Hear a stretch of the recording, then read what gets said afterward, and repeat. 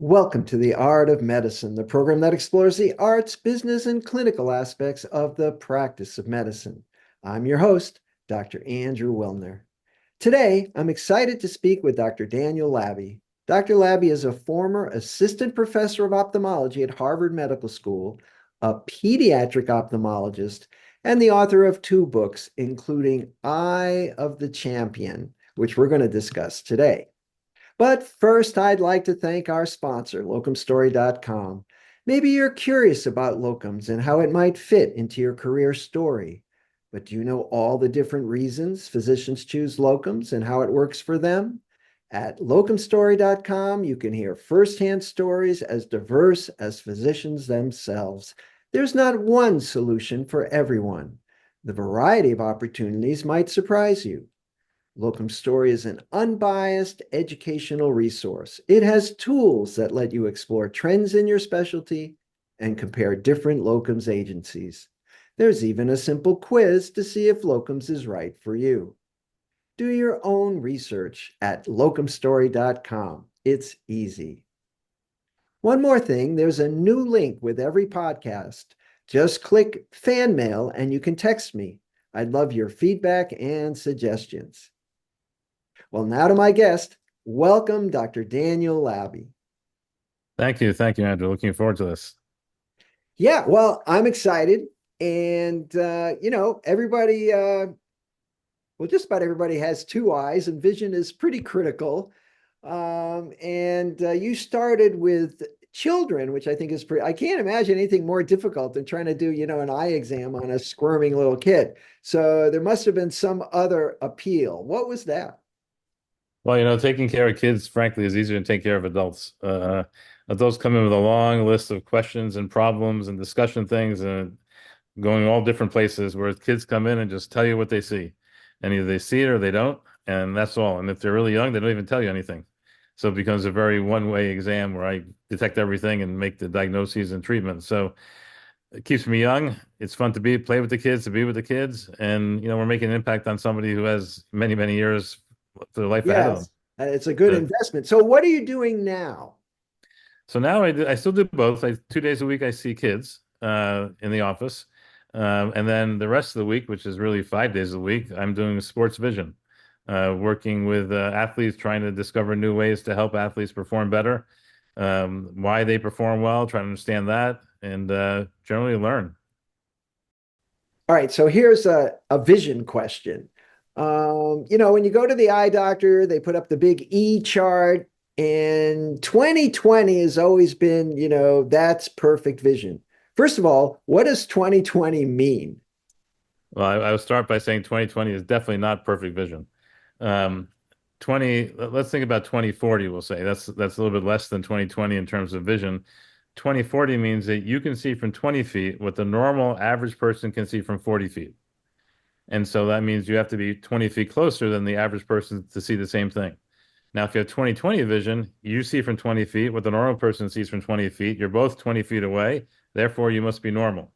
And normal is an important word because normal is not optimal or best. It's just average, right? And in fact, to tell you the truth, that average number varies depending on what test you use. The eye chart you mentioned is called the Snellen chart. Been around for about 120, 125 years. They have letters. If we use numbers or if you use rings or letters E, that all gives different average results. And then age plays a role. If you have a teenager or someone in their 20s, usually we average is probably going to be better than 20/20. Whereas certainly someone who may be 80 is not going to quite have an average vision for an 80-year-old of 20/20. So it varies quite a bit, and we can talk later about different ways to test in athletes because athletes obviously have very superior vision. Um, it's important how you test the vision and whether that test is really reflective of real life needs to see. When you look at the Snellen chart, it's black on white, and you can stay there for a half an hour trying to figure out what the letter is, and you may give five different guesses before you have your final answer. And that's not at all what life is like. When you're driving on a highway where it's foggy and it's dusk and it's hard to see, you have to decide pretty quickly, what street it is and whether you're going to turn or not. You don't have the luxury of time and guessing over and over again to try to figure out the correct letters. So Snellen chart really is not an ideal method. It just seems to be the standard method that's used. Well, my personal anecdote there is when I was in college, I tended to sit towards the front to see the board better and also to pay attention, but I didn't realize I had any vision problem.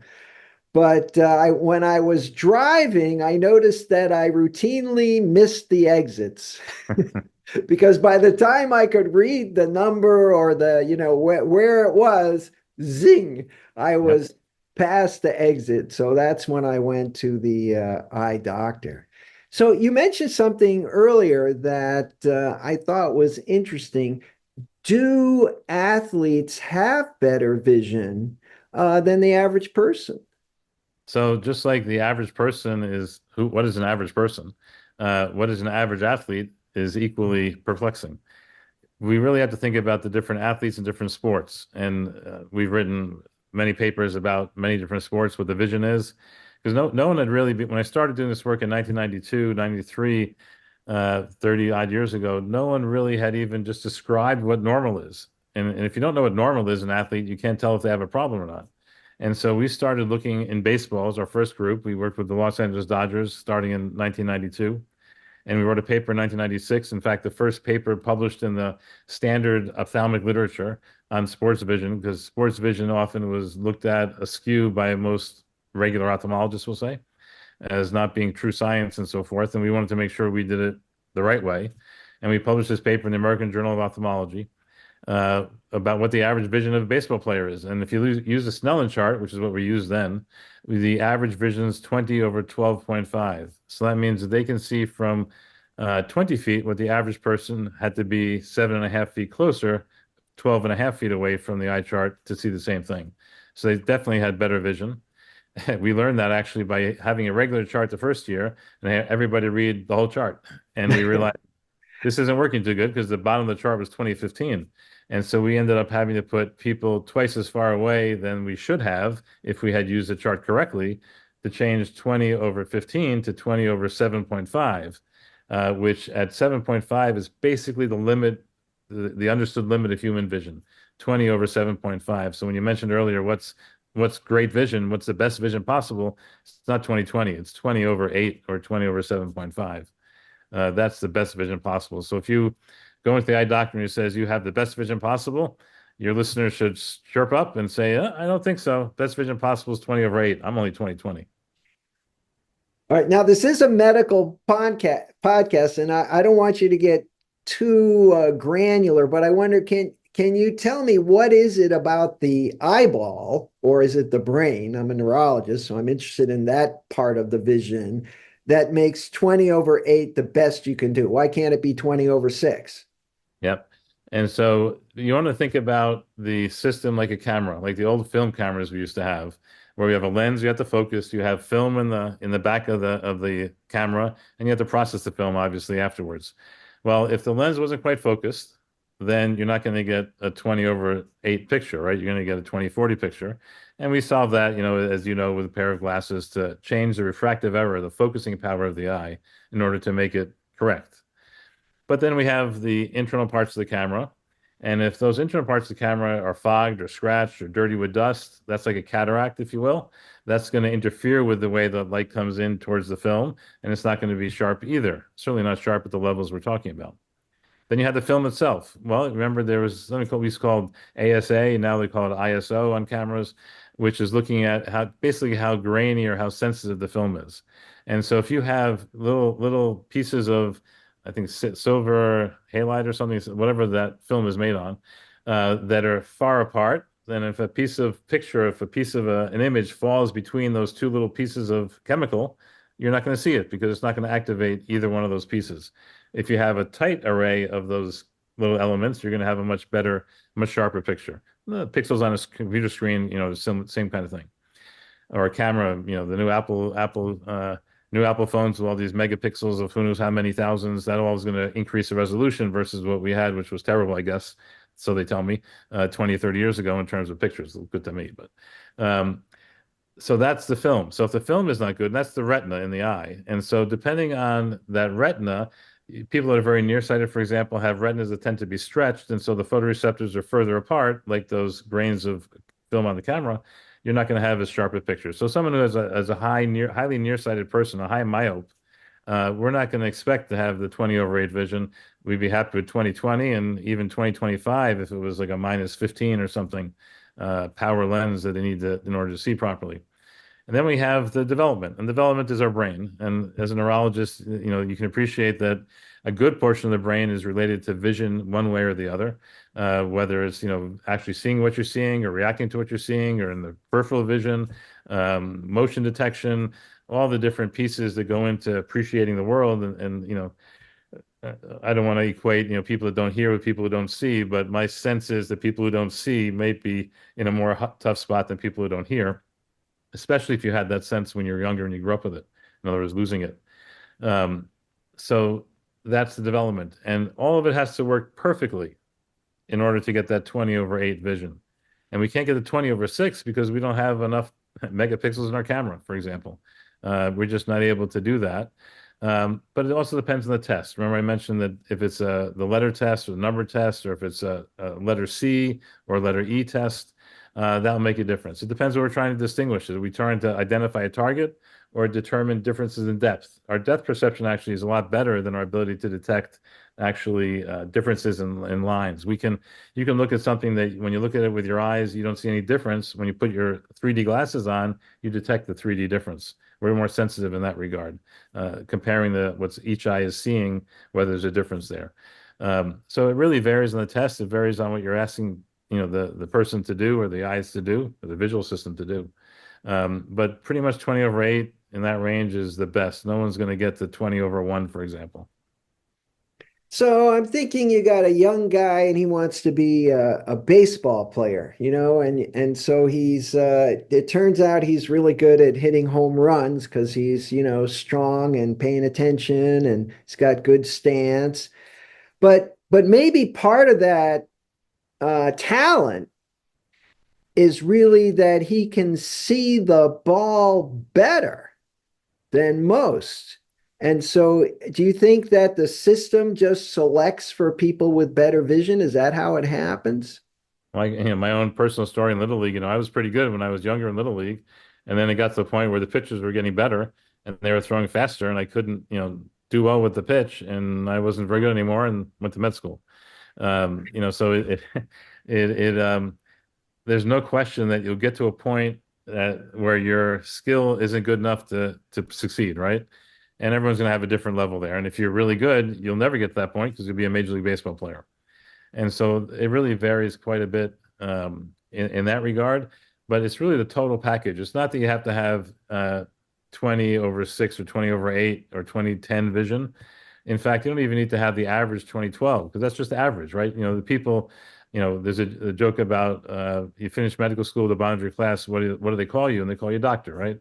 You have to have a certain level of ability and proficiency. You don't have to be the best. But you have to have that level in all the different pieces, like a chain, that must all work together in order to perform well in the sport.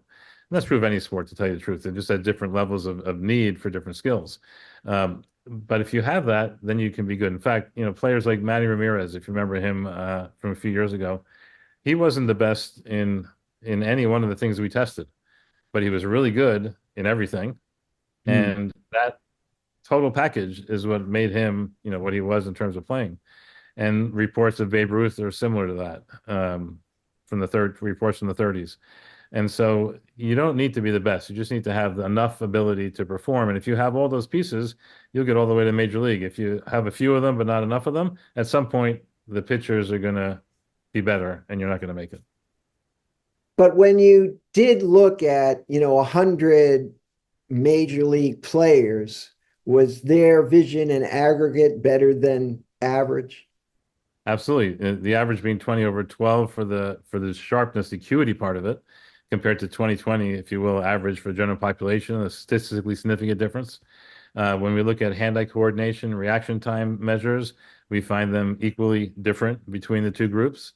When we look at tests of visual concentration, of how long you can concentrate on visual information, there was a difference there.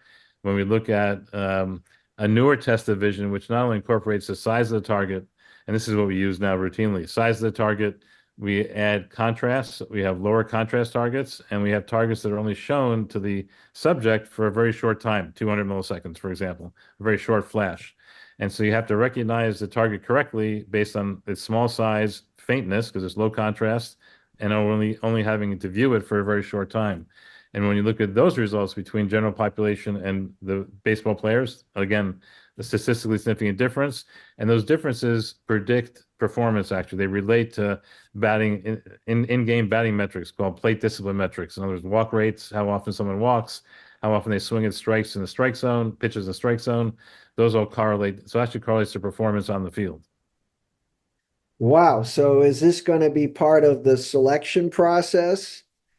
Well, in fact, it already is. For the last several years, I've been going to the Major League Baseball Combine that they run prior to the draft every year, and we check several hundred players to see how they score on this battery of tests, which is what we can use then to determine, we'll say, likelihood of success in professional baseball.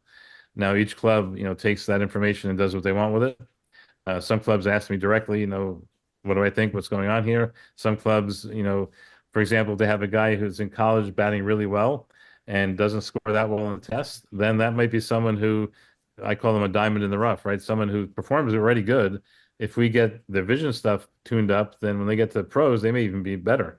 So you may be able to sign somebody, for a lower value, if you will, but they may actually be worth a lot more once we get this stuff fixed up. So that's just where I was headed. Suppose I've got everything, but my vision score is kind of low. And it's like, oh, gee whiz, if only I could see better, then I'd have more home runs. So is there any way to amp it up? How can I fix it? Yeah, so the question is, what area, which one of those chain links is not what we want them to be? And that's the one we want to address, or the several we want to address. And I have something that I describe in my book here called the sports vision pyramid. And if we look at each of these levels of a pyramid is built because there's a wide base and it goes to a narrow apex. And if you have a wide, stable base, you'll have a nice big pyramid that will last thousands of years, as we know from many parts of the world. And so the bottom level is what the eyes can do, each eye by itself. The visual acuity, we'll say, but it's really acuity, contrast, and processing information quickly. If there's weakness there, corrections may be glasses, maybe a tinted lens to increase contrast, like skiers on a ski slope would wear a yellow lens often to increase the ability to see the dips in the slope and so forth. Or we can train the ability to recognize information more quickly. So that's the bottom level. The next level up there then is how to use both eyes together. Stereo vision, depth perception. We can train that. Above that is how you make decisions based on what you see, obviously in a very short time. We can work on that. And then it's how do you execute a motor action based on the vision, right? Because if you're hitting a baseball, you're going to be having to put the bat at a certain point in space where you think the ball is going to be at that instant so you can hit it squarely, out of the park. Well, it's a visually guided motor action. So we can test how fast you can make that, how accurate you can do that, and then we can train and correct in those areas. So depending on where in the pyramid the problem is, we can intervene where we need, making sure that each of the levels below is optimized before we try to optimize the top. Because if you have a pyramid that has a wide top and a narrow base, it's not going to stay very long in a stable position. And that's not going to be conducive to good performance. Uh, Before I forget, I did want you to tell us where you can find your book. Yeah, so the book is actually written it's a non-medical book. Medical people will enjoy it, whether you're an ophthalmologist or you're not an ophthalmologist, but it has a lot of vision science in it, obviously. But it's really written more for athletes and parents of athletes, if you will, so that they can be armed with the information they need when they go to the eye doctor or a sports vision specialist to advocate for themselves to be able to get what they need to optimize their performance and perform better, get the scholarship, get the contract, and so forth. The book is available on Amazon. If you just type in Eye of the Champion, or if you type in my name, Eye of the Champion, or my name, Sports Vision, it will come up there. We published it in February, March this past spring. It's done pretty well. A lot of people, I get a lot of emails, people interested in it. Goes along with a YouTube channel I have about sports vision by Dr. Laby. 15,000, I think, close to 15,000 subscribers there that watch the videos. And there's a lot of information there. And the more information, we know as physicians, the more information the patient has and the better aware of their condition they have, the easier it is for us. We can then share our knowledge with somebody who has a good basis of knowledge and help them make decisions for what's best in their future. And my aim here is to do the same with athletes. Well, I was excited about having you on the program, of course, because of your book, but also I didn't realize that sports vision was a thing. I didn't know there was such a thing. How many sports vision ophthalmologists are there? Sports vision ophthalmologists, not too many. We can probably, get to maybe two hands, maybe take 20 as a maximum. A lot of it depends on, what the level of commitment, if you will, or engagement with the field is, how you define how many there are. There are a lot of people that, do things on the side and their thrust is another area of medicine. There's very few, for example, that spends the majority of their time doing sports vision as I do. If there were three or four, I'd be surprised, to be honest with you. It's a very niche area. It's more in optometry. There are many more sports vision optometrists. One of the problems in there, again, is rigidity or fidelity to science and the scientific method and so forth. And that was one of the things that really knocked sports vision for a long time, was the fact that a lot of the work was much based on very small sample sizes, on samples of one. It worked for this guy, so it's going to work for that guy. And as we all know, that isn't necessarily the case all the time. What we tried to do is have studies where we have 300 to 500 subjects in each report we publish, all of our publications in peer-reviewed journals. And we felt that was what was needed in the field to try to give some credibility and some, we'll say, organization to this type of sort of thing. I think there may be members in the audience who want to ask, well, is there anything I can eat, like a carrot or supplements to take that's actually, as you mentioned, science, that scientifically is going to help? Yeah, so carrots are great, but we probably have enough carrots in our diet that we don't have to worry too much about that problem here in the United States. Perhaps in some parts of the world, but not here in the United States. The biggest thing you can do is get your eyes checked, by an ophthalmologist at least once a year, certainly as you get older. But then be able to advocate for yourself what you need. Because, if you're someone, like many of us physicians reading books and staying, a lot of our life is up close, it may not be bad to have a little bit of nearsightedness not corrected, help us with our reading, our vision up close. That may be useful. On the flip side, if we like to go out and skeet shoot or, play golf, and we need to see at greater distances, then we want to have a pair of glasses that are going to correct for that. And maybe we need to make sure we have the right selection of glasses, whether they're bifocals or not, but for different aspects, in order to achieve our best vision, plus be most comfortable. It's too long, I think, to describe fully here, but there's a concept that people can look up that's really interesting that will make a difference. We published on the difference of this effect in NBA basketball players. We work with some NBA teams, and that's something called the quiet eye. And the quiet eye is a very interesting concept. And again, I'm not going to give it all away. It's in the book, but you can read it online too. The quiet eye basically is what you're looking at before, during, and after a critical moment in a task. So if you're a surgeon and you're, excising tissue or stitching the aorta, whatever you're doing, what you're looking at before, during, and after your actual performance of that task is going to be critical to the success of that task. Very obvious in putting. If you watch the putter hit the ball and then immediately watch the ball go to the cup, your chance of sinking that putt are much less than if you allow the putter to hit the ball, but you keep your fixation right at the point of contact between the putter and the ball and let the ball go on its own way for about half a second or a minute. I'm sorry, half a second or a second, and then watch it. It's going to go the same place either way. Where you're watching, it's not going to make a difference. But the fact that you watch and keep your eyes on that point of contact will ensure a better contact between the putter and the ball and more likely put the ball in the cup. And that's true in putting. We did it with free throws in the NBA and published this paper. If you look at the success of free throws and you look to see what people are looking at when they're making their free throws, the people that are really finely honed in on a spot on the rim and their entire time, every 30 free throws, they're looking at the same spot, they're going to hit 30 out of 30.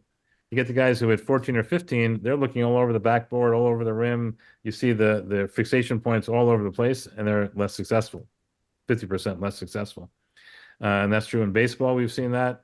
It's true in hockey. It's true in many, many sports. What you're looking at before, during, and after this critical moment of decision or action becomes very important in success of that action. Well, I like that. So, and this goes back to what you were talking about training, that there are ways to improve your functional vision by very specific training. Absolutely. And we can, they can do training to increase your visual acuity. Probably about a half a number, like a 0.5 number on your glasses can be trained. You can train the visual cortex, if you will, to recognize differences that otherwise you wouldn't, that would be equivalent of seeing a little more sharply if you had a pair of glasses. We can train, concentration, reaction time, speed of reaction. We can train the quiet eye, certainly. None of it is really training your eyeball. It's really training the computer program that's running the eyeballs, because the eyes simply are dumb collectors of light. They're not really involved. There is processing of vision in the retina, but the real stuff is happening up over here. And that's the area that we can train, whether it's detecting motion, following targets, all different pathways, from the eye.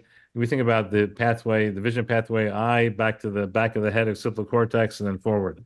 And that's one route, but there's other routes that go through more brainstem, thalamus, superior colliculus areas that are involved in motion detection, peripheral vision.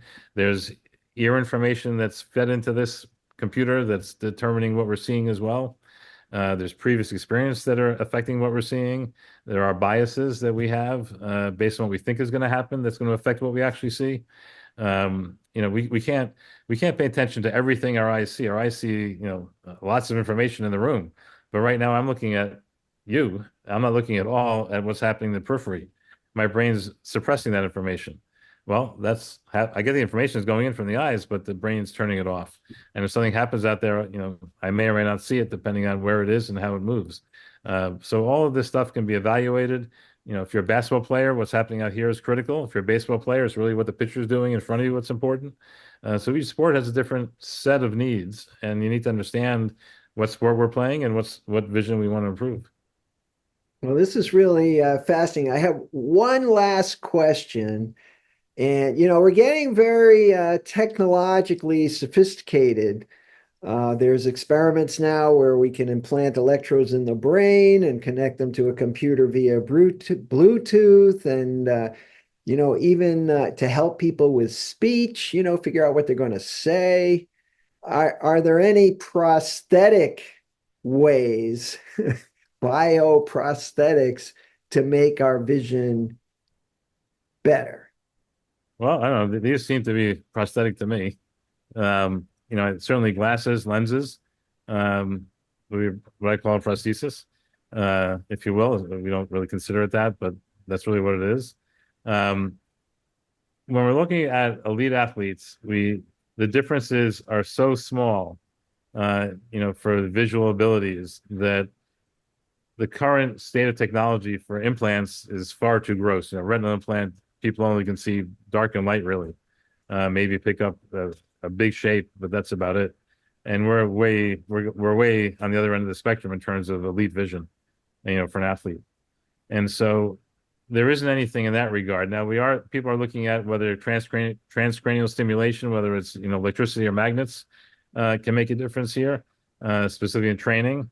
But really, the old method of practice makes perfect is kind of a really good approach, because our brain is very malleable, right? It's very, it can be trained very well. It can be changed. We change our brain every day. Just listening to this podcast, people's brains is changing, I'm hoping, by hearing this information and thinking about different things. And so that sort of thing is what, I think is the best, truest way to leverage the incredible power of the brain in terms of vision by using it in training.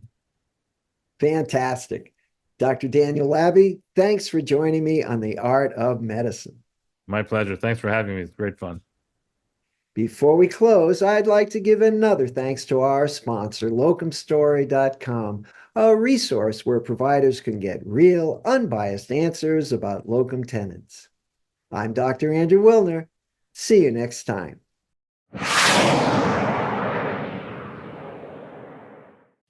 This program is hosted, edited, and produced by Andrew Wilner, MD, FACP, FAAN. Guests receive no financial compensation for their appearance on The Art of Medicine. Andrew Wilner, MD, is Associate Professor of Neurology at the University of Tennessee Health Science Center, Memphis, Tennessee. Views, thoughts, and opinions expressed on this program belong solely to Dr. Wilner and his guests and not necessarily to their employers, organizations, or other group or individual. While this program intends to be informative, it is meant for entertainment purposes only.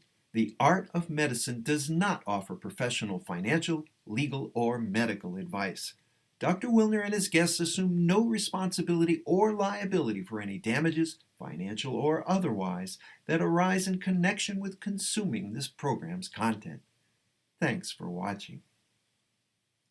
For more episodes of The Art of Medicine, please subscribe.